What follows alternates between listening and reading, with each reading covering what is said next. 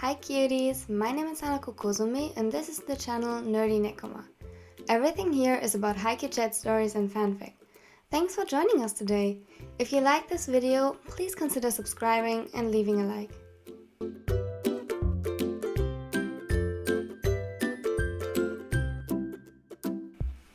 And with that, welcome to part 2 of my YakuLev one-shot, Angst one-shot.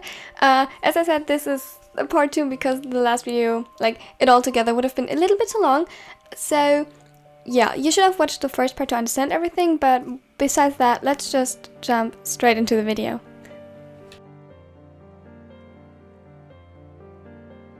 Mori? He hadn't even heard the steps behind him, hadn't even noticed the person approaching. The voice of his boyfriend broke the silence, and Yaku could feel his heart shatter with how broken he sounded. When he turned around, he barely recognized Liev. He was a wreck, almost as bad as the kitchen. There was nothing left of his usually so carefully maintained appearance. The silver-haired looked sickly pale and tired. He seemed to have lost quite an amount of weight so that the pajamas were hanging loosely from his body. Yaku could see that it must have been days since he last showered and slept, judging by the bags underneath his eyes. The worst of all, however, was how empty his eyes looked.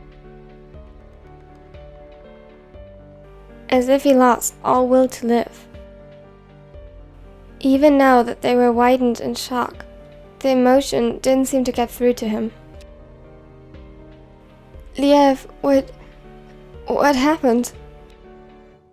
Yaku was at a loss for words. He had expected all and nothing, but not this. Mori. Yes, it's me, I'm here. Now please, tell me what happened to you. He could feel the tears building up in his eyes. Yaku had never felt this helpless in his entire life before. He didn't know what to do. He thought if he would just find Liev, everything would turn out fine. But this was so much worse. He didn't understand what was going on or how to deal with it. Answer me! The taller slowly closed the distance between them, his eyes still empty, as if he wasn't even looking at him. He carefully stretched his hand out and placed it on Yaku's cheek, gently caressing the skin. Liev, you scare me. Please, talk to me. It feels so real. What? His voice broke. You feel so real. This was wrong. This was so wrong. Liev sounded way too calm. I am real. Please, Liev, tell me what is going on. He could feel his tears spill over, could feel the hot tracks they left on his skin and how Liev gently wiped them away. Please, don't cry, Mori. I want to remember your smile. Remember my... Liev, I'm here. I'm real. Please, please talk to me. You're scaring me, Liev. You hear me? Slowly but surely, the fog seemed to fade from Liev's eyes. What? He blinked a couple of times rapidly to fight his own tears from clouding his vision. You're scaring me, Liev. What happened to you? Mori? Yes, I'm here. I'm right here. The taller backed away a little, but Yaku closed his hand around his wrist before he was out of reach again. Liev? But you can't be here. What? Of course I can. I am here. But the accident... That was weeks ago. My body healed, and I'm better now. They released me from the hospital. A strangled sob escaped his throat. I thought you were... What, Liev? Gone. It sounded like you were gone. Yaku was speechless, as his brain tried to comprehend this information and put everything into perspective. It made sense. Everything made sense now, and it horrified him. I'm not dead. Liev flinched. I'm alive, and I'm here with you. Please, look at me. He already did. I'm not leaving, I'll stay. I'll be by your side until forever, okay? The words sounded harsher than intended. You're not getting rid of me anytime soon, so deal with it. Silent tears started falling down Liev's cheeks. The tension lingered for a moment between them. Yaku was breathing heavily. He didn't know what to say anymore when suddenly Liev's arms wrapped him in a tight embrace. Thank you for coming back to me. Of course. Stupid Titan. I love you. Liev's cries got louder and louder as he broke down in Yaku's arms. His body was shaken violently by sobs. Yaku tried to ground him just as much as he held on to Liev for support. The gravity of the situation was slowly sinking in, and the more it did, the worse it got. Liev thought he was dead. He lived thinking that he was dead for weeks. He isolated himself out of grief. Yaku couldn't even begin to imagine how horrible that must feel. Every thought about if the situation had been reversed, if he had been the one thinking Liev was dead, sent him spiraling. Liev? Liev weakly tightened the hug. Come on, we need to get up. It seemed like he wanted to protest. The silver blonde shook his head slightly and hit his face against Yaku's neck. We have to. Here, I'll help you. Yaku slowly got up to his feet and pulled Liev with him. The younger allowed Yaku to drag him upstairs and onto the bed.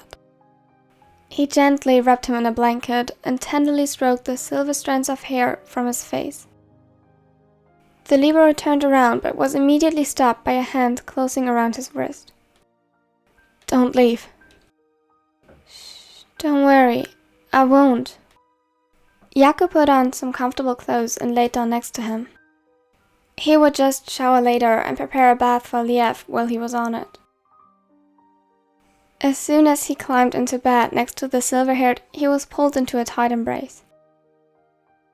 Liev held on to him as if his life depended on it. It felt like hours until Liev finally relaxed. The tension in his muscles remained, but it subsided at least a little bit, and he finally had a somewhat peaceful expression on his face. Yaku, however, couldn't sleep at all. His mind was racing and he went through today's events over and over again. He reconsidered everything that happened these past weeks, and it made him agitated. The irrational feeling of guilt overcame him, and the thought that maybe he could have prevented all of this. On the one hand, the libero was more than glad that Liev was okay, or rather that he wasn't physically injured or sick. He was glad that the lack of contact wasn't a result of a fatal accident of any kind, something similar to his situation, or a change of heart. Liev still cared for him and wasn't mad or indifferent towards the fact that Yaku got hurt.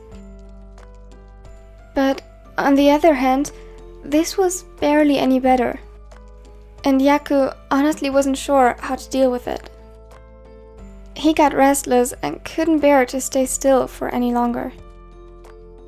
He got up and started cleaning the kitchen. At least this was something he knew he could change and improve. This way, he could be useful.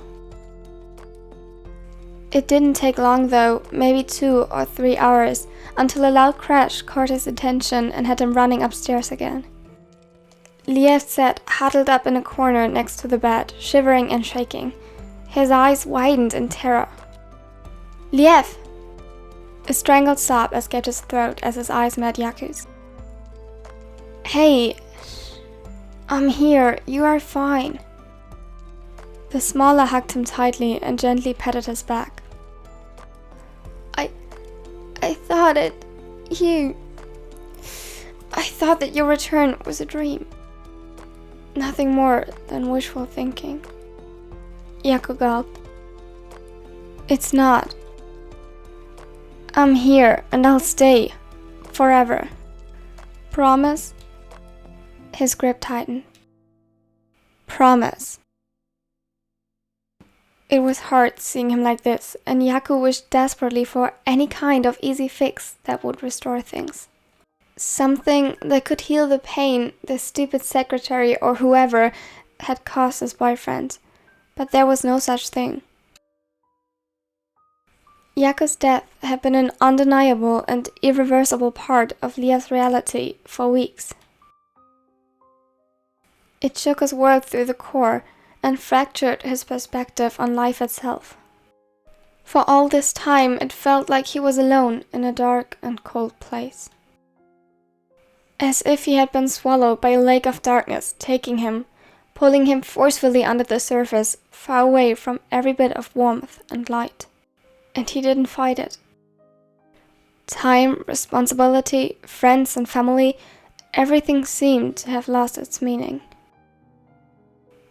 He was aware that it wasn't fair, that maybe, in theory, those people whose existence he ignored for weeks could help him, but he didn't have the energy to reach out. The dark matter engulfing him made him blind towards any other source of light and love than the one he deemed lost. But he wasn't. Yaku wasn't lost. He was right here in his arms, safe and sound. I'm sorry. Don't apologize. None of this is your fault. Liev chuckled a little. It was far away from his usual laughter, but it was something. Progress. Really? You don't think I'm being a bit overdramatic? No. Liev, you aren't overdramatic. This is perfectly normal if I... Mori? If the situations were reversed, I don't know what I would have done. If I would have been able to do anything.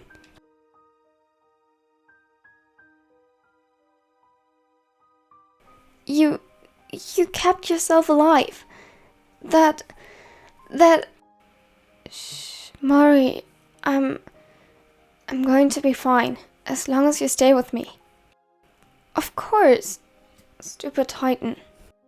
He chuckled again, more real this time, and Yaku lived for it. I think I know what you would have done. Huh? If the situation had been reversed, I mean. Yaku raised an eyebrow at him. You would have hunted me down and brought me back to life, so that you could scold me for leaving without a warning, and probably for missing practice as well. Yaku chuckled. You realize, though, that I'm not really dead, right? Liev nodded. And I couldn't be happier about it.